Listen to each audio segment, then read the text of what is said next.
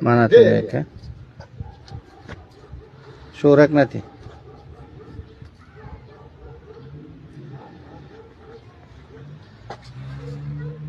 Mana 110, 109, 110 keladi aka.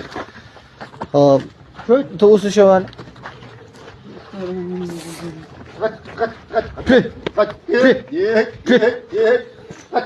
109, 110 keladi aka. Bak. Haydan ağasına.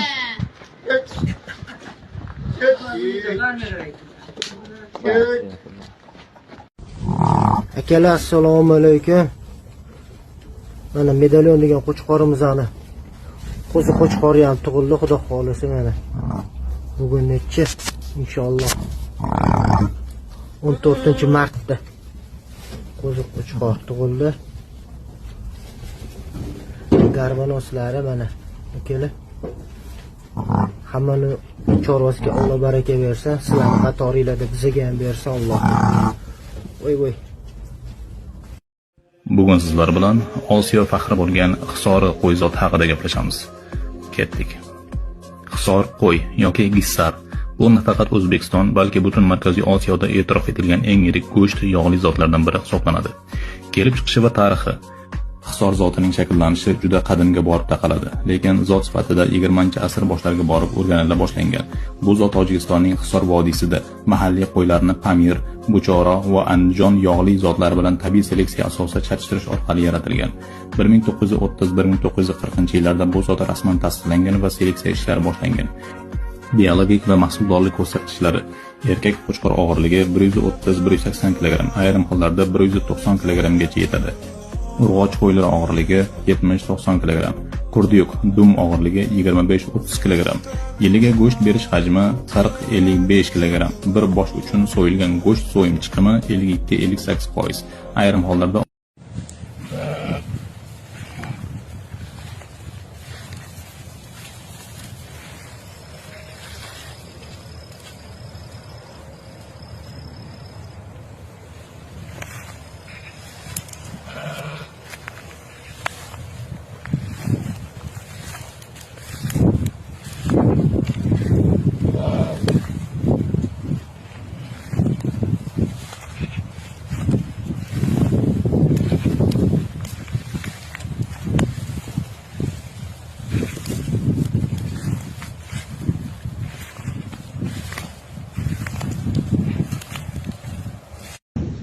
Bismillah. Bugün bize 14-yilda 25-yil. Mana Taraz 0. Mana Ağburan hozir.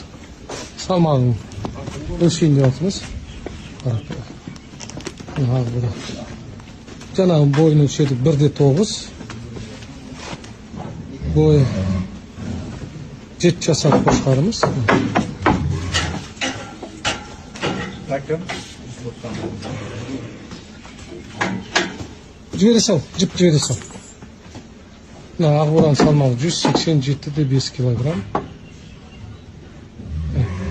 Ron 187,5. 188 kg. 187,5. Mana Ağburan. Barakallohu fikum. Bo'y 1.9. 7 jasad qo'shqargan sharaqshmi aka? 0 ko'rsatamiz.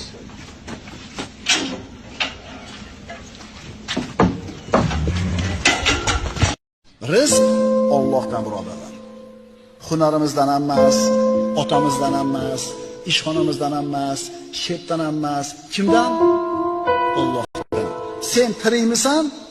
Demak rizqing bor. Agar rizqing tugagan bo'lsa, o'lasan. Shuning uchun musulmon odam o'zini xor qilmaydi. Rizq topaman deb, shekka, oshnasiga, qo'shnisiga.